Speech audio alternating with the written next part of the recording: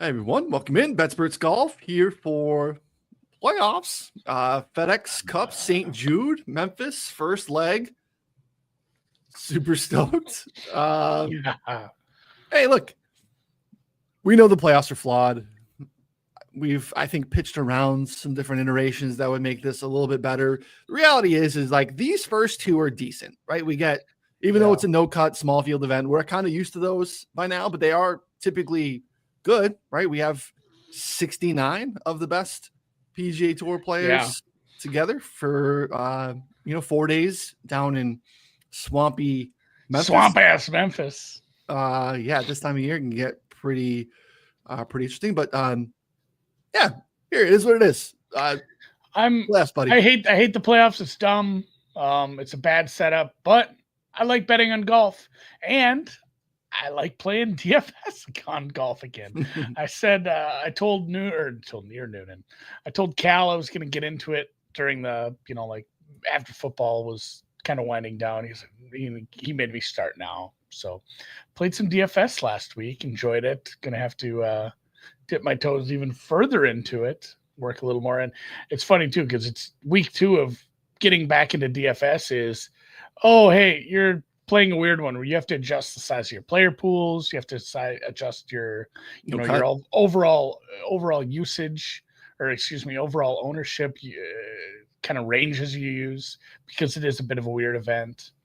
And I don't want to litigate the rules of the playoffs. I feel like we've done that plenty. Everyone's done that plenty. I do one take, and I have no problem. Nice guy, Rick Gaiman, but he has posted like 4 times his idea, and it's a brand new idea. That's driving me nuts. Like, this is what everyone's been saying forever, and it's the throw out the FedEx standings. Like, the FedEx standings are what gets you in, but then just you have to be in the top 50 to get in of this tournament to get into next week.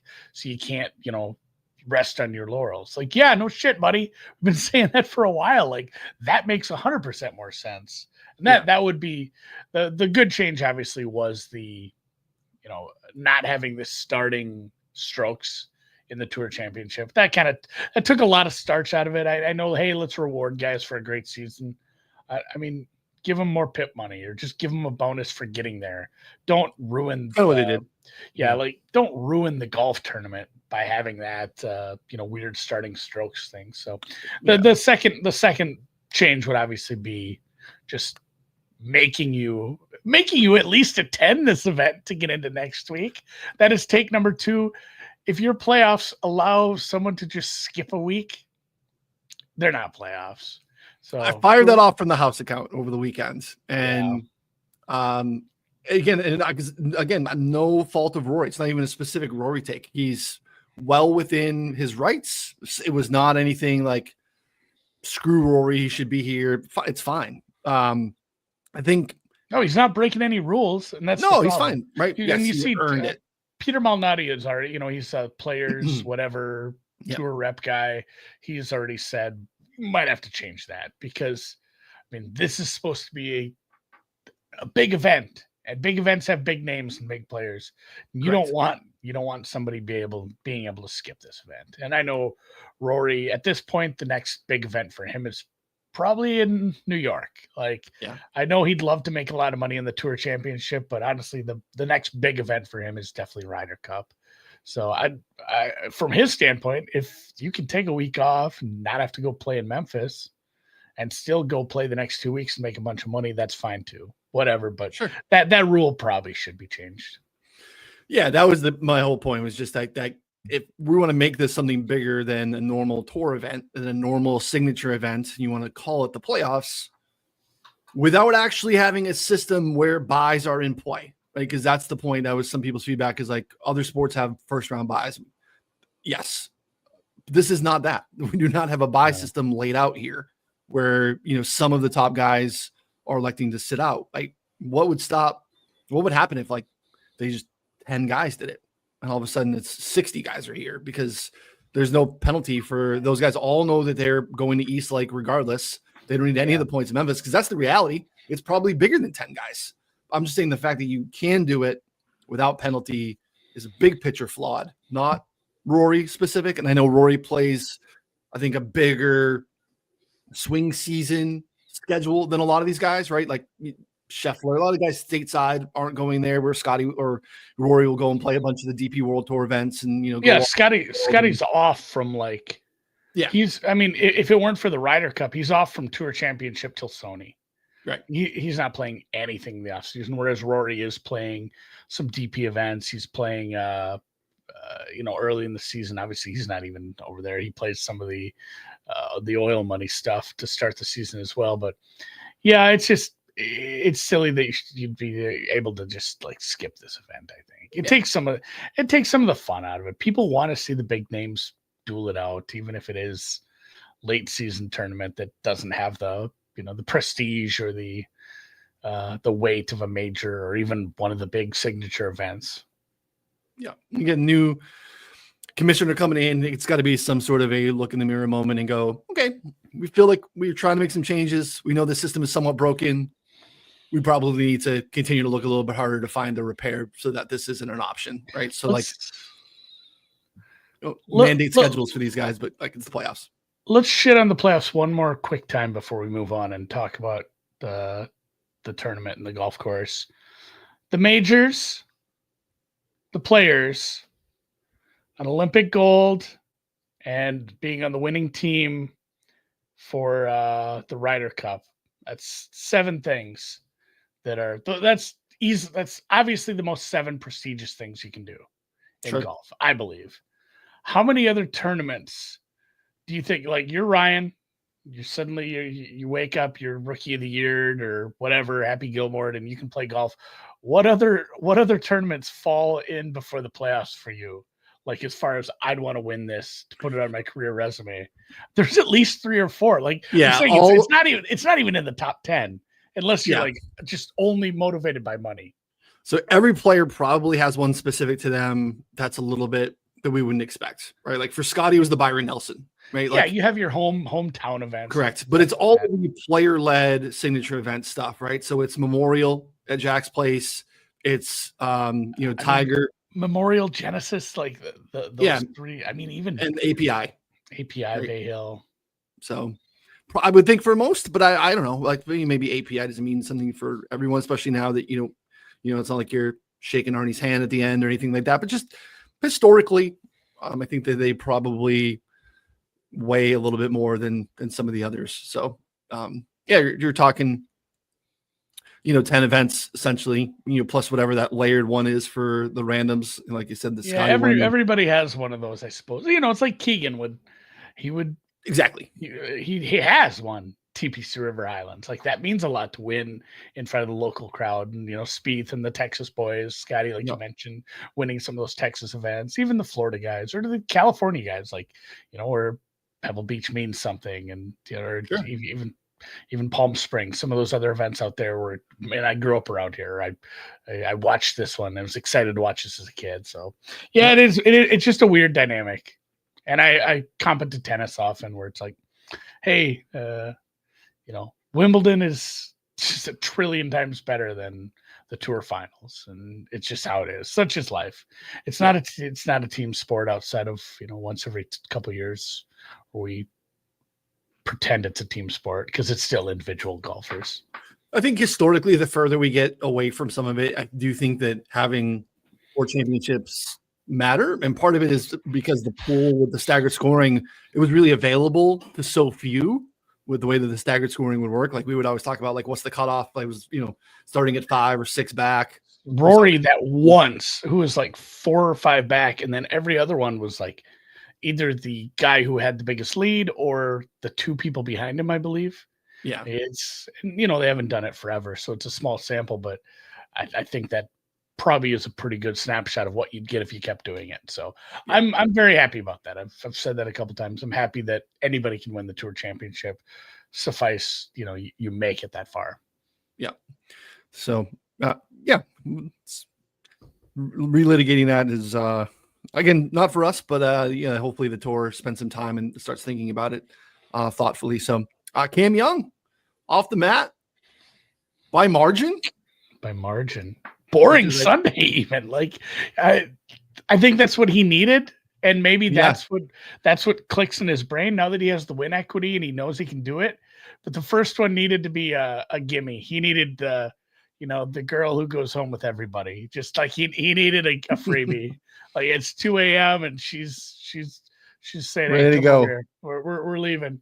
Like, because I was kind of nervous for him. Like, what if he drops a couple shots and Nico, and obviously the whole world had bet on Nico. I was like the only guy who didn't. I mean, he was very highly tipped, and it would have been very funny to watch gambling Twitter, golf Twitter cheer hard against Cam because everyone had Nico, but that was not to be. He won by, like you said, a handful of strokes. 100-1 community win. Good, yeah, good for him. Good for him. And then I think the biggest part of what happened was he absolutely should be in the half dozen people that's talked about to be the 11th and 12th guys on the Ryder Cup team. His body of work over the last few years. And I think the biggest Ryder Cup take now is the pendulum has swung the other way against Keegan. Mm-hmm. He because it was always if Keegan is like the 8th best player, all right, I'm picking myself. That's fine. But if he's in the mix and like the 9th, 10th, 12th best players, and there's a bunch of other guys, it makes it look a lot shittier to pick yourself. And I think he probably has the self-awareness to realize that. And now that's kind of where it is. He missed the cut. Unless he has, unless he's really strong from here on out, I think should be on the BMW. I mean, now that we're on the same spot for the last year's BMW, unless he goes just scorched earth the next few weeks, I think he's probably out. I'm not saying Cam Young needs to be on this team, but I did see. I think Cam Young needs to be on the team. He's been playing really good golf. I mean, he won. He finally got over the line. It's just like Goddard, where it's like people are like, "Oh, Goddard was, there were no top 10s. He hadn't won anything." It's like, yeah, but he had a bunch of weeks in a row where he was like 22 or 18, and like he was in the mix. He's playing really good golf. It's just some arbitrary cutoff of finishing position that could literally be a stroke and move 7 or 8 guys. It's not a huge deal. So I think it's not even that. I still think if we're just raw ranking these players, there's no doubt to me that Keegan's still the top 10 American. The good news is that more guys have kind of made a good solid case where he could lean into just being the captain and not having to feel like, man, I'm having to force someone onto the team that maybe really shouldn't be on the team versus, just kind of being like, hey, I'm clearly on this. So I think that's what's helped, is that it seems like guys are kind of stepping up, and we have another, again, 3 weeks before we, have to kind of lock that in. So good playoffs from Goddard, Ben Griffin, Cam Young. I think those guys can all. It's a good problem to have. Yeah, and then you got kind of the old school, right? The old guard that we really want to see what happens with Morikawa, who I think Morikawa is on the team. I also think Patrick Cantley's on the team. If he Morikawa continues to putt I know he's holding his club upside down, it's going to be hard to pull the trigger when there's like 6 or 7 guys that are in that range. It's like, hey, it would be awful nice just to have Cam Young or Chris Goddard up instead, who were playing good. But I think you could do, yeah. It's and I want to read something quick from Ben Coley, and it's a longer thread, and I'll probably put it in the newsletter because it's a good take. And it's not even that nuanced because it shouldn't have to be said, but he said, here's what I consider the big fault in Ryder Cup discourse: the idea that players are to be rewarded with a pick. This is not the job of a captain. The captain's job is to select what he feels will be the best team for an event, which doesn't take place for an entire month. Like, you're not rewarding someone for a good season or saying, hey, good job, you did well this year, and you you had a bunch of top 10s. You're looking for guys who can beat the stinking Europeans. Like, you want 12 people who can win matches in 6 weeks. So it's, when you look at it from that sense too, I'm still like, whether you're looking at it from his putting or his short game or whatever, or that, I'm kind of out on Morikawa. And I know it's such a big name to leave off the team, but it is. I'm not trusting him to make clutch putts. His head certainly isn't in the right headspace right now. So, yeah, I don't disagree. That's the struggle with this, is the same thing. What are you taking? Pedigree and experience, Yeah, the team dynamic, it is an interesting discussion. I, again, will be very surprised if Colin Morikawa and Patrick Cantlay aren't on this team. They do, I think, have to kind of show something. They don't think they have to win golf tournaments here over the next couple of weeks, but Morikawa in particular has been pretty poor. I think the Cantlay stuff, like, is a little bit overrated. He's been fine. Yeah, the case winning golf tournaments, but he's been fine. No, the case against Cantlay is just like there's people we like better as a person. Like Cantlay had huge stones on Saturday. Yeah, last time we did this, right? In the face of all that hat waving stuff, like showed out, made putts, was super clutch. That back nine for him to get his point and like have some momentum for the U.S. team on Saturday. Like he is a little Patrick Reed light, where it's like, hey, a lot of people don't like you. I don't give a shit, and I'm just here to make a bunch of money and golf good. And he is not one to be that is a pro in the pro column for him. Is he's not easily shaken. So I think he goes. Yeah, and just the experience matters on these teams. Yeah, I think without a doubt. Here's I'm gonna pop this up here, and this is to your point. This is our last few Colin Morikawa events, which are not thrilling. A new addition to the rabbit hole as well. You can now search by both average and total. Total is an option if you want to just look at the majors as well. So this is another. Just keep adding new things. But look, this is not great.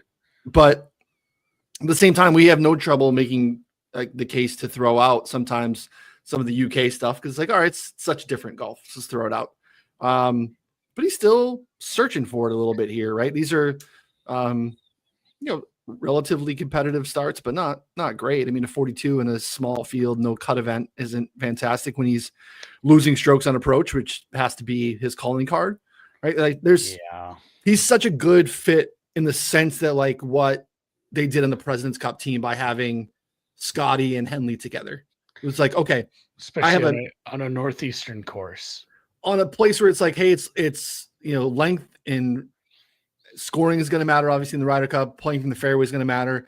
Henley, Morikawa are going to be able to paint fairways. Now you can pair them with elite approach guys and just know, hey, it doesn't matter if Henley's losing strokes on distance because it doesn't matter. Scotty's going to just play a long iron. He's going to be playing from the fairway. It doesn't matter. It's a perfect pairing. Morikawa can be that type of pairing with someone, still play from the fairway, get long approaches for Justin Thomas, whatnot. Like there's, lots of different pairings and groups that make a ton of sense for him. So I get it. Most of the good golf was earlier in the year, pretty much post Masters has not been fantastic. Obviously bouncing around caddies and whatnot has not been particularly strong, but again, no scenario in my mind that this is not a top 10, 12 American that we have available for us. And you'd hope that he'd be able to find something here over the last 3 weeks. And then again, there's a month before the golf even starts. So it's a tricky scenario. So it'll be fascinating. I can't wait for it. Can't wait for the event. In the Euros, and I think that's a good point too. We've been banging, hey, Euros are plus money. We haven't had like a lot of the good Euro stuff was happening earlier in the season. I know, and it felt like this happened before Rome too, where they kind of picked it up right before because they have, I feel like there's an event after the Tour Championship. There's like a 2-week gap before Procore, which is the old Silverado Napa. Yeah.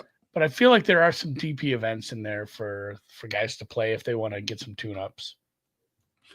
There's opportunities for him. So yeah, it's going to be, I don't know. I'm looking forward to it. It's going to be exciting, and we'll have continued discourse as we get closer here. So, all right, let's get into a little bit of Sutherland, or not Sutherland. I'm thinking in the off season here. We are, Southwind, TPC Summerland. Southwind. Not a ton to say about this course. It is similar to a couple ones we've looked at recently, where it is an accuracy course. Yeah, it's nasty. I mean, the 30-second rundown is accuracy matters. You got to hit these fairways. They're not terribly widened spots. The rough is grabby, and there's a shitload of water. And there's plenty of quotes around saying guys like, hey, that guy hit those water balls. They're coming from hitting out of the rough because you don't have as much control. You don't know where it's going out of this Bermuda rough, and you can end up with some really bad approach shots if you don't hit the fairways. And it's just so paramount. Even missing the greens is not a big deal because they're small. You're going to miss some greens here, and it's not terribly tough around the green. I still think it's important to be good because you can do some of your scoring that way as well. But yeah, it feels like just accuracy is so important here, and maybe more so than almost anything, even approach. Yeah, playing from the fairway is super important. On the screen, if you're watching on YouTube, to share with you the opportunity to get 3 months of Betsperts Golf for free, courtesy of our new partners over at Chalkboard. This is a free article on the site. If you were to just go to betspertsgolf.com, you'll see this. It's got all the steps. Pretty simple. They are, just pick 'em style games, DFS, familiar with lots of other players in the space. I've played. I tested it out. It's good. Yeah. I like the interface. It's clean. Again, promo code BSG for new Chalkboard users. They will first deposit match up to $100. So just deposit minimum of $10. Again, it'll be matched. And then once you play, you got to play at least the $10. You will, within 24, 48 hours or so, you get a email to activate your Betsperts Golf subscription. You get 3 months for no cost. So again, we're going away in terms of, like normal golf, but like there's 8, 9 events during the swing season. So we'll be here and pumping out content, and Rabbit Hole will be fresh, updated all the time, new tools. So get your, dip your toes in the water before. Next Procore will be there. Ryder Cup, Sanderson. I don't know what this is. It's called the Bay Current Classic. Oh, that's the Zozo. The Zozo is no longer the Zozo. It is the Bay Current Classic. So get ready for that. The Black Desert, we're going back to Utah. We got the Worldwide Tech. We got the Bermuda, the RSM, and then the terrible stuff in December, which I'll still probably try to bet. I've always bet on the team event. I usually just bet like the layman's or somebody that can't win. This is some of the stuff that Amy was talking about here. If you go into our core stats page, you can see we are a fairly long par 70 setup here. They lengthened it a little recently. Yeah. Yep. Stretched out a little bit, and increase with the field strength. This is not always a first leg of the playoff, but we've been coming here every year for a very long time. So we've been, decent sample of data. But you're seeing an increase in driver usage, even though there is, I think, a premium put on playing from the fairway. So I think that's a really interesting dynamic here. Is a ton of water, a unique little setup in terms of agronomy here, where we have Bermuda on the greens, Bermuda rough, which is Danny's point we've been seeing often, unpredictable flyer lies, but Zoysia grass fairways, which are soft and spongy, and players really like playing on. They find them to be a little bit more predictable. Ball sits up a little bit there. So high missed fairway penalty, high rough penalty, and high water danger. So those are all some interesting dynamics here this week. Really small greens. So greens and reg is a little bit lower, but it makes obviously putting, lag putting, scrambling, gaining around the green a little bit easier because you're going to be closer to the hole, just because the greens are so small. So I think a decent week for corollary courses. You can see some of the Florida courses that have a decent amount of water: Sawgrass, PGA National, Innisbrook, East Lake, all pretty good comp courses. You also have Walleye in there, shorter positional course, even though this is longer. They got premium on playing from the fairway at Walleye for sure. Some others are listed there as well. Pretty difficult holes, difficult closing stretch there, but 17 and 18 could be a couple tricky holes. You got to make a birdie there on 16, or you're probably losing the field for the most part. But some of these trends are interesting. Going through a little bit of this driver usage, you could see increasing year over year. And again, as the field strength has gotten better, I think more opportunities for these guys to take on dog legs and be more aggressive. You can see the spike in drives going over 320 yards. Accuracy is dipping. But again, the scores are kind of maintaining where they were as well. I think good week for good drive percentage, which I think Andy was kind of pointing to as well. Approach, nothing that stands out from a proximity standpoint, but you can see greens and rag below tour average. From the fairway, you're kind of in line. with where you want to be, but from the rough, you're about 8-9% below tour average playing from the rough. So to score here, you really want to be on the short stuff. Just the 2 par 5s to go after, and everyone goes pretty aggressively there. You can see that going for the green percentage comfortably above tour average as well. We got these new charts again, man. Every week, Andy, we just no days off. Adding new things here. These are things that were typically in Ron's preview, or he would tweet them out. But I think it's really important for you guys to have them here as well. These are similar data that's being pulled from here, but again, kind of a one-stop shop where you can look at it relative to tour average and some stuff that's not in here. So just real simply put, this is a really good way to find out what is the most different about this course compared to tour courses. Every week we have something like that. Like, hey, this is one of the hardest to hit the fairways. This is one of the hardest to hit the greens. This is one of the biggest penalties for hitting the roughs. And, look for the big numbers here. And it's fun. And that's funny because I mentioned that one, but the birdie or better rate, the rough penalty is massive here compared to, the tour average. It's 7.5%. Here it's 11.6.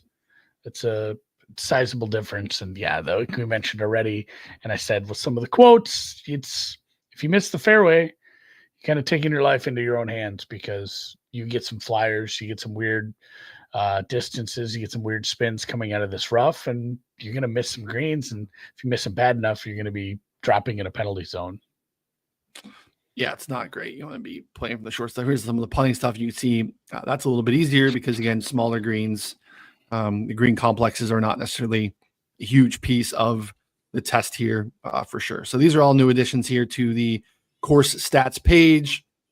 Your proximity ranges, again, relative. All this data is up in this chart, but relative to your standard course in a screenshot, I think is nice and easy for you guys as well. So Hideki, winner for me here last year, cruised on Sunday after a great start to the tournament. It wasn't wire to wire, but he was like T2 after day one. It just was a really good tournament all around. Yeah, and this kind of speaks to it where Hideki typically really solid around the greens, but in a 70-man field, Hideki was 68th in strokes gained around the green here. So to give you a sense of how, even though these are harder to hit greens, it just doesn't matter as much here. You can be just hemorrhaging shots around the green, and it doesn't matter. Partially when you're gaining.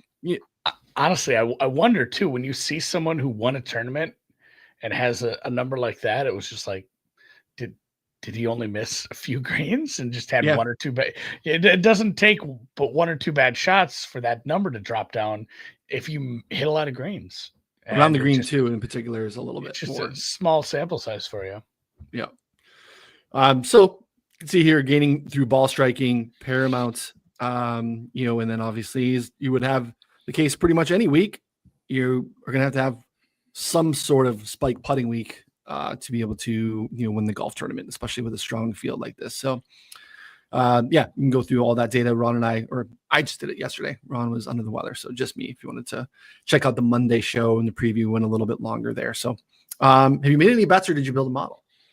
I built a model and I have some guys that I have highlighted that I want to play. I'm almost certainly, because of where they're priced, it's going to be the without Scotty market. Same. But, just like I'm just going to take some guys that have high-end possibility, that have good driving accuracy, that have good approach game, and hit greens, good proximity. But I don't know that they can win this thing with Matt Scheffler. It's just, if he plays like he played last time he won, I don't know that it's a smart move to dip into the regular market. So Aaron Rai, super accurate off the tee, good approach. I'm not as worried about putting. Some of the guys that maybe aren't the greatest putters, I think he can be fine here. They're smaller greens and they're fairly easy comparatively. So Aaron Rai and Sepp Straka, maybe kind of in the same boat. Good ball Sepp last year in the playoff a couple years ago. Yeah. And then honestly, a previous winner here I'm looking at who is a big number, and I'll probably play him in the without Scotty and then maybe like a top 10 price too. But what has Lucas Glover done wrong? I'm fine playing him here. And yeah, he missed the cut last week, but at some of the courses that play to his strength, he's played pretty well. He was top 10 up in River Highlands, so I'm fine playing him here. He played decent over at the Open, I thought, as well. So his price is going to be fairly big, as well as not as big, but Daniel Berger. It's another one where it's a course fit thing, and I don't know that the form is perfect, but he's probably going to be one of those where I'll play some top 10, and I don't mind the form coming in. It's been a little better after some middling results in the middle of the spring there. Yep, I think I don't know that he's the lead guy on our friend Golf Tips Checkers pie chart, but I think Daniel Berger makes an appearance on the chart. Yeah, no problem with that though. Hey, chart's been doing pretty well this year. And I said this, I was talking to Cal. I said it's probably going to be a pretty light card, and I do like DFS this time of year, like these no cut events where you can get pretty squirrely with the lineups because there's there's fewer names. So to get unique, you have to just put out a $46,000 lineup or something, wild. And I think you can do that here. So I think you can do it too. I haven't played around with it yet, but yeah, I'm gonna get I'm going to Vegas too, so I had to have that discussion. But I have like a remote access thing from my laptop. Sometimes there's something going on in the work computer and I want to access it, so I have that instead of saving stuff in the cloud like a normal person. So I can access my lap or my desktop computer in the office here from my laptop. So I think when I'm in Nevada, I can play DFS that way because it's an illegal state. You can't play DraftKings in Nevada. Yeah, which is super annoying because the playoffs is actually the time I love playing DFS the most. But no, it's going to be a pretty ugly player pool, and it might be some Scotty and the boys, Victor and the boys, and some of those names I mentioned definitely going to be in the player pool, especially Mr. Glover. Yeah, I like it. It's pretty clear. I like the simplicity of the model here too, right? You're like, not in the weeds. My guy is to win is going to be accurate and playing from the fairway. Let's just, focus on giving that a huge weight and then, take the rest from there. So, I was thinking there'd be a couple guys that'd be a little bit higher based off of this, but they're basically in the next tier down. If I scroll down, the Corey Connors, Shane Lowry's. The surprise here, and somebody who's popular and talked about this week that didn't do well in this was Sam Burns. It's like 55th in my model here. These sample sizes are not filtered through anything. They're just straight up golf for the last 12 months. And like I said, it was driving accuracy, approach, greens and regular, greens and reg from the fairway or something along those lines. And then a little bit of around the green. Yeah. And it was approach. Okay. Yeah. Just last 12 months. Yeah. I like it. I think it's a simple way to build the player pool this week for sure. And it probably should be how we're looking at the board too. And I'm also in the without Scotty market. I think prices just aren't that much worse, to be honest. I mean, they are worse. FanDuel seems to have caught their bugaboo. Like this week, they put out their normal market. They posted without Scotty. They posted I think their without is Scotty, Xander, JT, and Tommy, which is interesting. Tommy's a winner. Okay. I mean, I like Tommy, but it's not a winner. I don't know much of a winner. But they blocked him out. So they hadn't posted the lines for him, but they told you, hey, it's coming. They didn't rush to post everything because there was a few weeks there where they were identical. They were the same. Yeah. They just put the same outline. So let's see. So I went to the well with, again, another guy that will be, I have a very, very big slice of pie on Golf Tip Checkers pie chart this week. Victor Hovland. Elite course history. Great fit. Again, premium ball striking, around the green, mitigated. T2 here last year. He has multiple top 20 finishes. He's been in the mix, and yeah, I like the spot for him, and I like the price. So in without Scotty market, Holland for me. And the only other bet that I made, I made two more. One I just grabbed a little bit of for FOMO, but my other big one is JJ Spawn, who is 9th here in your model. Yeah, we're talking about playing from the fairway, greens and reg at a high rate. Yeah, I like this fit for Spawn, who I think is just continuing to play golf, and I think really good golf. Been competitive. It's not like he popped randomly for the U.S. Open and went away. Like, was decent at the Open Championship, and it feels like a great Spawn course fit. So, I got him in the without the big four because that was 2 points different than just the without Scotty. So let me take Xander, JT, Tommy off the board as well for just 2 points. I'll do that as well. I also grabbed a little piece of Russell Henley, just for, personal. He's the thumbnail. He's the thumbnail today. Yeah, I don't bet into the regulated markets. I guess I can when I go to Vegas without traveling. So I'm stuck here with just only without Scotty market. But I got Rye 30, Rye 28, Sep 30, Berger 35, Glover 65. So okay. those are the moves for me this week. And then, like I said, I'll probably find some positional stuff as well. Yeah, good week for positionals. Again, no cut, so that helps quite a bit.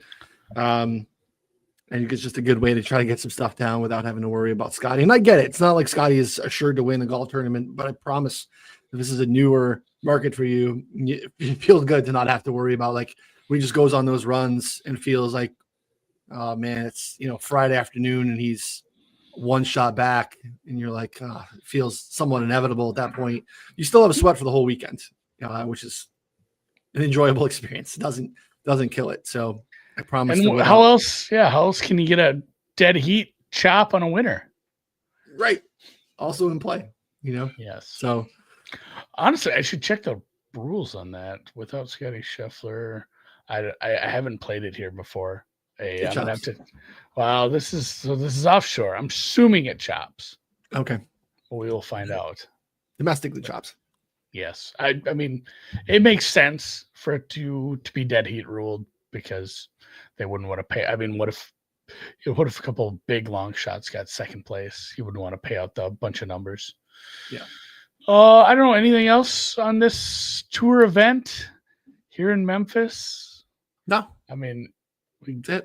We go over the particulars, but I'm assuming if you're watching content, you know what the par is and the length, how big the field is.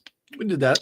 We did a little bit. You didn't do that yesterday. That's in the look ahead. So yeah. Look up Zoysia. Learn a little bit about Zoysia. A lot of dog legs. So there'll be some clubbing down here as well, like we had the other week, because of the driver usage just spiking. It's heavy.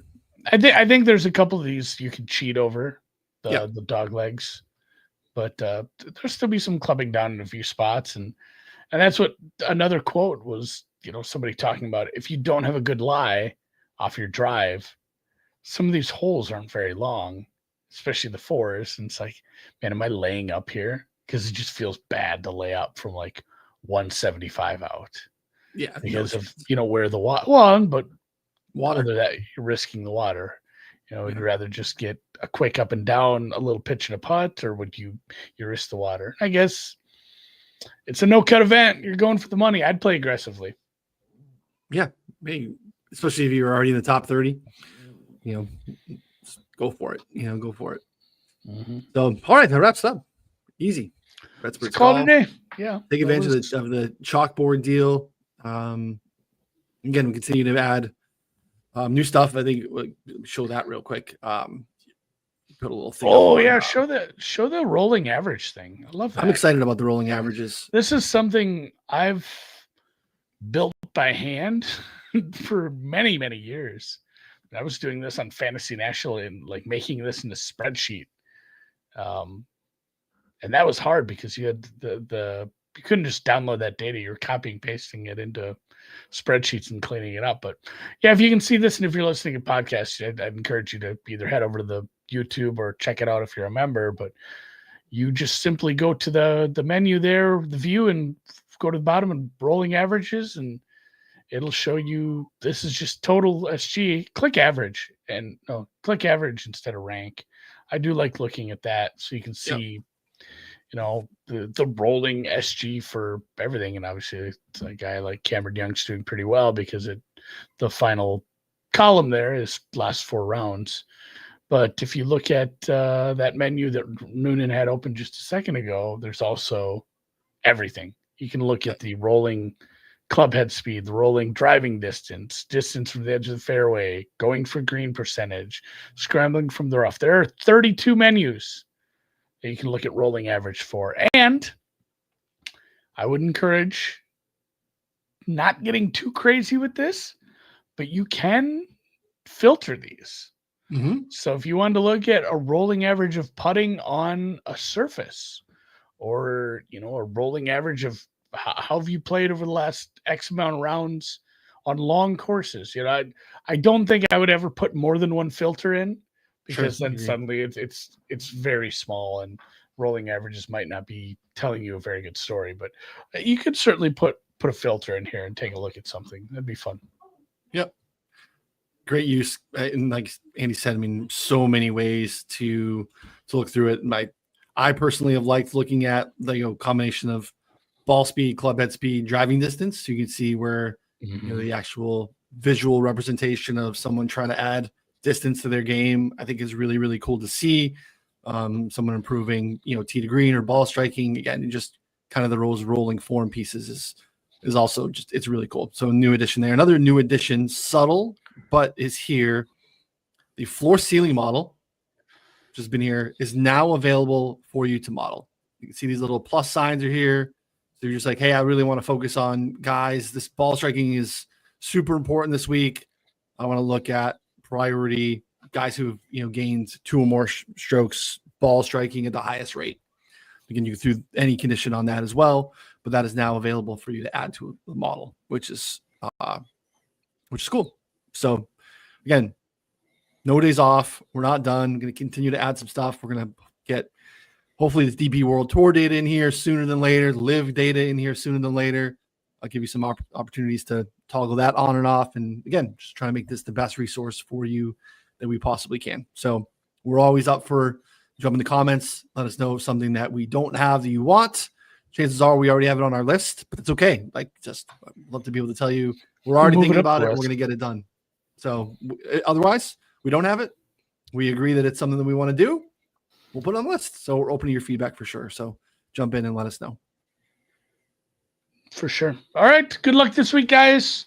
If you have any other guys you want an opinion on, we're in the Discord. We're on the Twitter. Hit the comments here. Hit a thumbs up if you watch this on YouTube. Have a good week. Enjoy your betting, your DFS, your one and done, which is almost done.